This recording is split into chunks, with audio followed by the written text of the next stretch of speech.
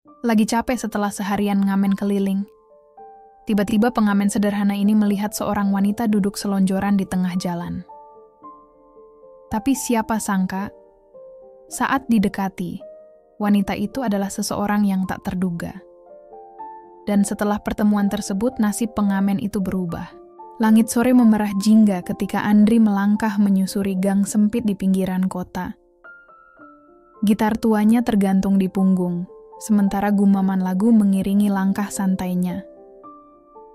Gang itu sepi, terlalu sepi untuk mengamen. Tapi entah kenapa, hati kecilnya berkata untuk tetap lewat situ. Siapa tahu ada rezeki, batinnya ringan, namun langkahnya terhenti. Di tengah gang, seorang gadis duduk selonjoran tanpa alas kaki. Aspal panas pasti menyengat kulitnya, tapi dia diam saja, menatap kosong sambil memegangi kakinya. Dress mini warna krem yang dikenakannya tampak bersih dan lembut, sungguh kontras dengan suasana kumuh di sekitarnya. Neng, ngapain duduk di situ? Lagi nyari sandal hilang? Seru Andri sambil nyengir. Gadis itu menoleh cepat. Wajahnya terkejut, tapi bukan ketakutan. Enggak, aku bingung. Aku lupa rumahku di mana, katanya pelan. Andri mengerutkan dahi. Lupa rumah sendiri? Jangan-jangan Neng abis mimpi ya? Tidur sambil jalan gitu? Gadis itu hanya menatapnya, matanya indah, besar, tapi kosong. Andri melirik kakinya yang bersih tapi lecet. Namanya siapa? Intan, jawabnya cepat. Oke Intan, aku Andri. Boleh aku bantu? Intan menatap gitarnya. Kamu pengamen ya? Yoi, tapi khusus sore ini aku buka jasa detektif gratis, katanya bangga. Intan terkekeh pelan. Ya udah, temenin aku dulu ya. Aku takut. Andri menelan ludah, tak tahu harus tertawa atau khawatir. Oke, tapi nanti gantian. Kamu harus nyanyi bareng aku. Gang itu sunyi. Hanya suara langkah mereka dan desir angin sore yang menemani. Tapi entah kenapa, ada sesuatu yang terasa aneh. Seolah gang itu menyimpan rahasia. Intan berjalan pelan di samping Andri, sesekali meringis. Aduh, panas keluhnya. Andri menatap kakinya yang polos. Neng, maaf ya, tapi kamu ini habis kabur dari mana? Kok nggak pakai sandal? Intan terkekeh ringan. Enggak, aku juga bingung. Kenapa aku keluar rumah tanpa sandal? Lupa atau mungkin sengaja? Andri garuk kepala. Topi hitam lusuhnya miring sedikit. Rasanya seperti sedang menemani seseorang yang baru bangun dari mimpi panjang. Udah deh, kita jalan dikit.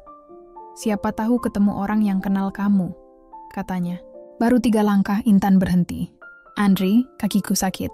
Ya, mau aku gendong? Goda Andri. Mau, jawab Intan cepat. Andri melonggo. Lah beneran? Intan nyengir. Hehe, enggak ding. Tapi boleh nebeng pegangan tangan, enggak? Buset, baru kenal sejam udah minta pegangan. Celetuk Andri sambil mengulurkan tangan. Tapi hati-hati ya, tangan pengamen bisa bikin kecanduan. Intan tertawa kecil sambil menggenggamnya. Sentuhan kulit mereka aneh, hangat, tapi akrab.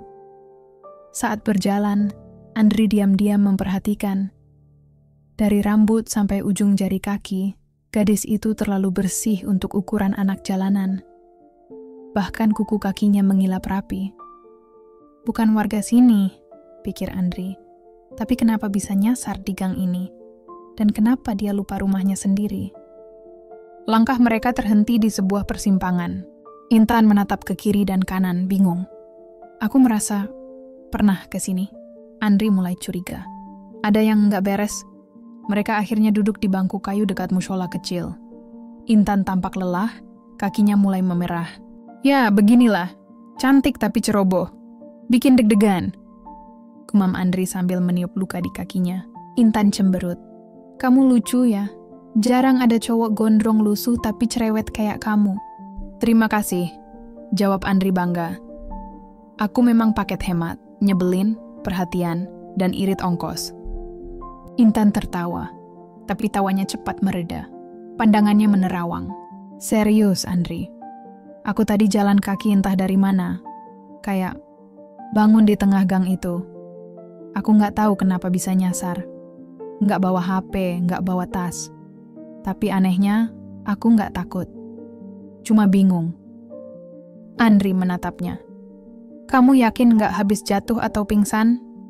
Intan menggeleng. Enggak, aku cuma merasa kosong. Hening sejenak, azan maghrib terdengar sayup dari kejauhan. Boleh aku nganterin kamu ke kantor polisi? Tanya Andri pelan. Intan mendesah. Jangan, aku takut mereka pikir aku gila. Andri berdiri, menepuk celana lusuhnya. Oke, ikut aku. Aku tahu tempat aman, nggak serem. Tempat kamu tinggal? Andri tersenyum. Tempat aku nyembuhin galau. Warung kopi kecil punya teman lama. Biasanya aku ngamen di situ. Intan ikut berjalan. Kamu selalu gitu ya, ngajak orang mikir sambil minum teh? Yap, kadang kita butuh ngeteh biar ingat siapa diri kita. Intan tertawa lagi, tapi dalam hatinya muncul rasa aneh. Seolah ada bagian besar dari dirinya yang hilang. Warung kopi itu berdiri sederhana di ujung gang besar.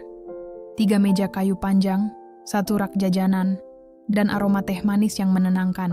Pak Suryo, seru Andri ceria. Boleh numpang duduk nih, aku bawa tamu spesial. Pria parubaya di balik meja menoleh menyipit ke arah Intan. Wah, tamu spesialnya cantik juga, tapi kok nggak pakai sandal? Intan tersenyum malu. Lupa apa? Andri menyahut cepat. Lupa sandal, lupa rumah, lupa segalanya, tapi ingatnya cuma satu, aku. Intan menyikut lengan Andri, tertawa kecil. 2 gelas teh manis mengepul di atas meja kayu. Andri menyendok gula sambil berbisik pada pria tua di depannya. Dia bukan pacarku, Pade. Tapi entah kenapa, aku pengen jagain dia. Pak De Suryo hanya tersenyum kecil, anggukan pelan seolah mengerti sesuatu yang bahkan Andri sendiri belum pahami. Lampu warung temaram, aroma kopi hitam, bercampur suara serangga malam, membuat suasana terasa tenang. Intan duduk berhadapan dengannya, matanya menatap cangkir yang berembun. Kamu sering kesini ya? Tanyanya pelan. Hampir tiap malam, jawab Andri. Kadang buat ngamen, kadang buat mikir hidup. Jadi kamu nggak punya rumah tetap? Andri tersenyum. Kadang tidur di teras toko, kadang di mushola, kadang di bangku taman. Hidup bebas, tapi ya nggak selalu gampang. Intan menatap lama heran. Tapi kamu nggak kelihatan sedih. Andri menatap teh di tangannya, lalu tersenyum lagi. Sedih itu pilihan. Aku pilih ngelucu aja biar hidup ringan. Intan menunduk. Andai aku bisa mikir kayak kamu. Andri memperhatikan wajah gadis itu. Ada luka di matanya. Luka yang tak terlihat, tapi terasa dalam. Kalau kamu mau, besok kita bareng-bareng cari tahu siapa kamu. Mungkin ada orang yang kehilangan kamu, katanya lembut. Intan diam lama, lalu berbisik. Kalau ternyata aku nggak punya siapa-siapa lagi, gimana? Andri menatapnya dalam serius. Ya berarti kamu punya aku. Dan di warung sederhana itu, malam menjadi awal dari kisah 2 jiwa yang sama-sama hilang, tapi perlahan saling menemukan. Pagi berikutnya, suara ayam kampung dan deru motor memenuhi gang sempit Jakarta. Intan membuka mata pelan di mushola kecil tempat mereka tidur semalam. Ia berbaring di atas sajadah, sementara Andri duduk di pojok memainkan gitar pelan. Aku nggak tahu harus senang atau sedih bangun di tempat kayak gini, gumam Intan sambil mengusap mata. Andri menoleh, senyumnya lebar. Artinya kamu masih hidup, itu aja udah berkah. Intan tertawa kecil. Kamu tidur di situ? Andri menunjuk sajadah yang tergulung. Iya, tapi nggak nyenyak. Soalnya aku kebanyakan mikirin kamu. Intan terkekeh. Kenapa? Soalnya kamu misterius banget. Cantik, sopan, bersih, tapi nyasar tanpa sandal dan lupa siapa diri sendiri. Intan menunduk, menatap jari-jari kakinya yang sudah berdebu. Aku juga nggak ngerti. Tapi aku ngerasa pernah lari dari sesuatu. Cuma aku nggak tahu apa. Andri mendekat. Coba ingat satu hal aja. Nama lengkapmu misalnya.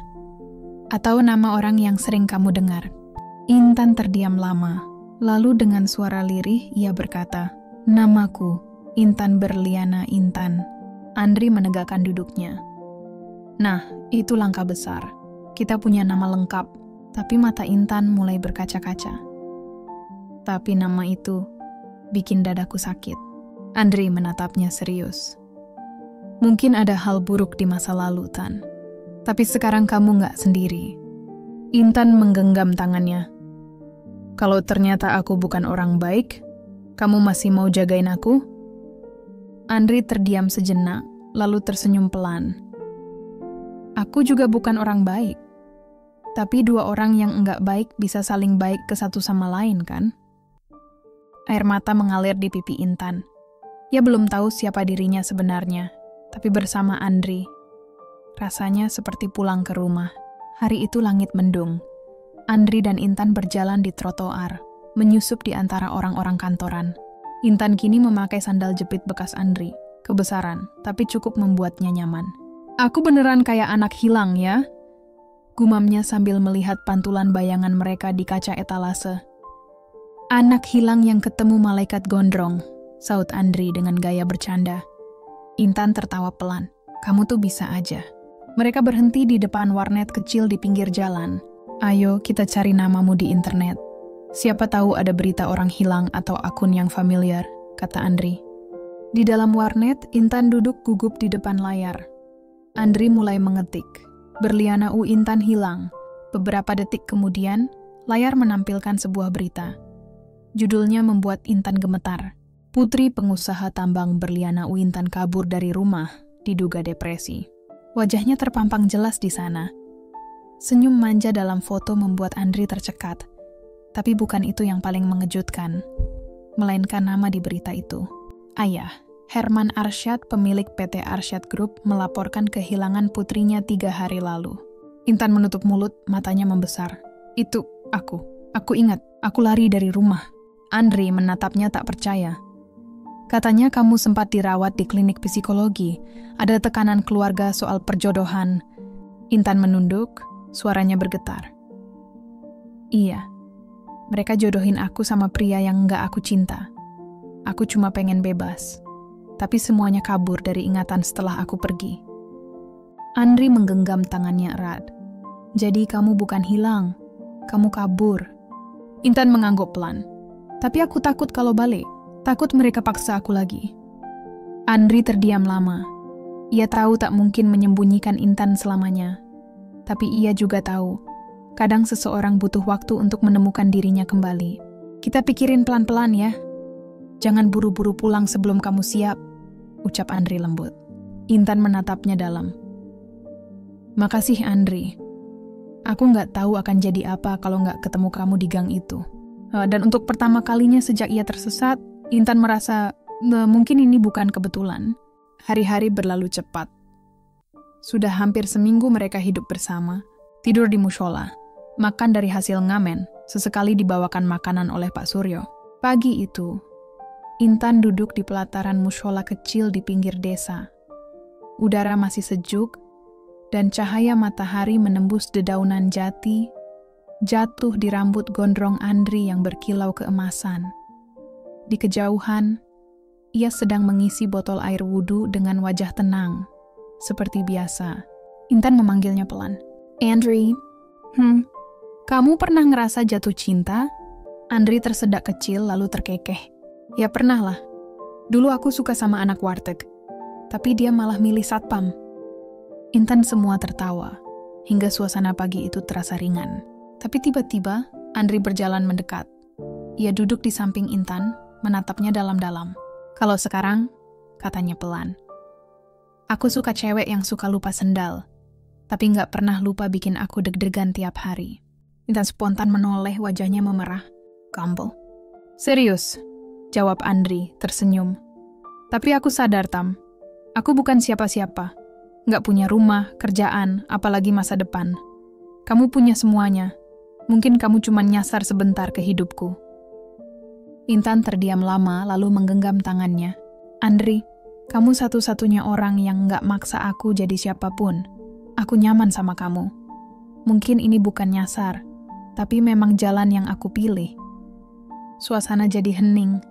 Sampai akhirnya dering ponsel tua memecah keheningan. Bukan milik Andri, tapi Pak Suryo, pemilik mushola. Ia datang tergesa. Intan, ini ada yang nyari kamu. Polisi sama satu laki-laki, katanya tunanganmu. Wajah Intan langsung pucat. Mereka tahu aku di sini. Andri menatap Pak D tajam. Pak D, bilang aja nggak lihat siapa-siapa. Tapi Pak D menunduk. Maaf Andri, aku nggak tega bohong sama aparat. Intan memeluk Andri erat. Aku nggak mau balik, aku takut. Andri mengelus rambutnya lembut. Kita hadapi aja Tan, tapi kamu nggak sendiri. Langkah kaki terdengar dari arah gang. Suaranya makin jelas. Intan memegang lengan Andri erat-erat, matanya bergetar tapi teduh. Dua pria muncul. Satu berpakaian preman, memperkenalkan diri sebagai polisi. Satunya lagi mengenakan kemeja mahal dan sepatu mengilap. Wajahnya dingin tapi rapi. Berliana, katanya pelan. Kamu ngilang seminggu. Ayahmu kepikiran terus. Intan menatapnya tajam. Rangga, Andri menoleh. Ini yang namanya tunangan? Rangga mengangguk. Dan kamu siapa? Andri tersenyum lebar. Saya Andri, tukang ngamen. Hobi nyelamatin orang nyasar. Polisi menengahi. Intan nggak maksa. Tapi keluarga Berliana minta dia pulang. Mereka khawatir. Intan menatap Rangga, suaranya pelan. Kamu tahu kenapa aku pergi? Rangga menghela napas. Karena kamu nggak suka diatur. Tapi semuanya bisa kita perbaiki. Ayahmu janji nggak akan paksa lagi. Intan menunduk lalu menatap Andri. Aku nyaman sama hidupku sekarang. Sederhana tapi tenang. Rangga mengerutkan kening. Kamu serius? Hidup sama pengamen? Andri tertawa kecil. Lebih baik makan tempe tiap hari tapi hati tenang. Daripada pesta tiap malam tapi jiwa kosong. Intan tersenyum menahan air mata. Rangga terdiam lama lalu mengangguk. Baiklah. Tapi kamu harus pamit baik-baik. Setidaknya datang sebentar. Intan menatap Andri, ragu. Tapi ia tahu, ada pintu yang harus ditutup dengan sopan. Andri menepuk bahunya lembut. Kalau kamu siap, aku temani. Tapi cuma kalau kamu mau. Intan mengangguk. Aku mau, tapi dengan caraku sendiri. Hari itu, rumah besar di kawasan Menteng tampak sunyi. Gerbang besi tinggi menjulang. Taman tertata rapi, tapi udara terasa dingin. Intan berdiri di depannya, menatap bangunan yang dulu memenjarakan langkah Intan. Kayak istana, gumam Andri, menenteng gitarnya yang retak di ujung. Intan tertawa kecil, tapi tawanya dingin. Pintu besar terbuka. Seorang pria berambut putih keluar, matanya tajam tapi kini tampak lelah. Berliana, katanya dengan suara bergetar. Intan melangkah pelan lalu memeluknya. Aku cuma butuh ruang ya. Herman Arsyad menatap Andri dari kepala sampai kaki. Dan kamu tinggal sama dia? Intan menatap lurus. Dia yang nolong aku. Dia nggak pernah maksa apa-apa. Tapi justru itu yang bikin aku tenang. Herman menarik napas panjang. Ayah minta maaf. Mungkin ayah terlalu keras. Tapi kamu satu-satunya anak ayah. Ayah cuma takut kehilangan kamu. Intan menunduk. Aku ngerti ya. Tapi aku juga mau hidup dengan pilihanku sendiri. Nggak mau dijodohin. Nggak mau dipaksa. Herman menatap Andri. Kamu niat apa sama anak saya? Andri tersenyum gugup. Pak, saya nggak punya apa-apa. Tapi saya bisa jaga dia dengan cara saya. Nggak lebih, tapi juga nggak kurang. Herman memejamkan mata, lalu berkata pelan. Kalau kamu benar-benar niat, buktikan. Jangan bawa dia lari dari hidup, tapi bantu dia berdiri. Intan berkaca-kaca. Aku mau balik ya. Tapi bukan buat tinggal, buat pamit. Setelah itu, aku mau hidup dengan pilihanku sendiri. Herman menatapnya lama, lalu perlahan mengangguk. Asal kamu bahagia, ayah akan belajar ikhlas. Hari itu, Intan bukan hanya berpamitan dari rumah besar itu, tapi juga dari masa lalu yang akhirnya tak lagi cocok untuk dirinya. Pagi itu udara terasa hangat di gang kecil tempat mereka tinggal. Sudah 2 minggu sejak Intan berpamitan dari rumah mewah ayahnya, kini ia dan Andri hidup sederhana di sebuah kamar kontrakan mungil, tak jauh dari warung pecel langganan mereka. Andri masih mengamen seperti biasa, sementara Intan mulai sibuk membuat kerajinan kecil dari kain perca dan manik-manik. Hasilnya memang tak seberapa, tapi cukup untuk menambah uang makan dan sedikit tabungan.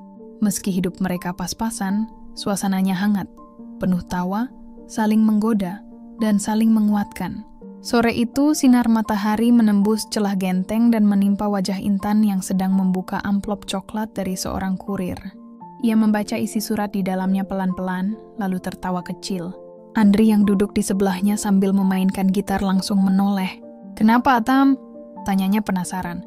Intan tersenyum sambil menyodorkan surat itu. "Ternyata ayah kirim dana buat usahaku. Katanya ini bukan sogokan, tapi dukungan dari seorang ayah yang sedang belajar jadi sahabat." Andri terkekeh menepuk lututnya. "Wah, calon mertua udah mulai buka pintu nih," candanya. Intan langsung menyikut lengannya sambil tertawa. "Siapa juga yang mau nikah sama kamu?" balasnya. Andri menatapnya pura-pura kecewa. "Yakin? Soalnya aku udah beli cincin dari sisa uang ngamen minggu lalu loh." Intan sontak terdiam. Matanya membesar tak percaya. "Kamu serius?" tanyanya pelan. Andri tersenyum, lalu mengeluarkan cincin sederhana dari saku celananya. Logam putih, polos, tanpa hiasan. "Memang nggak mahal," katanya lembut. "Tapi ini dari hati. Kamu mau nggak hidup lama-lama sama pengamen lusuh kayak aku?" Intan tak langsung menjawab. Ia hanya memeluk Andri dari samping, matanya berkaca. "Aku nggak butuh yang mahal," bisiknya. "Aku cuma butuh seseorang yang jujur, bahkan saat dompetnya kosong." Andri menggenggam tangan Intan erat, tapi di tengah kehangatan itu, Intan menarik napas panjang. Wajahnya berubah sedikit serius. "Andri, aku juga punya satu pengakuan." Andri berhenti tersenyum, menatapnya lekat-lekat. "Apa itu?" Intan menatap mata Andri dalam-dalam.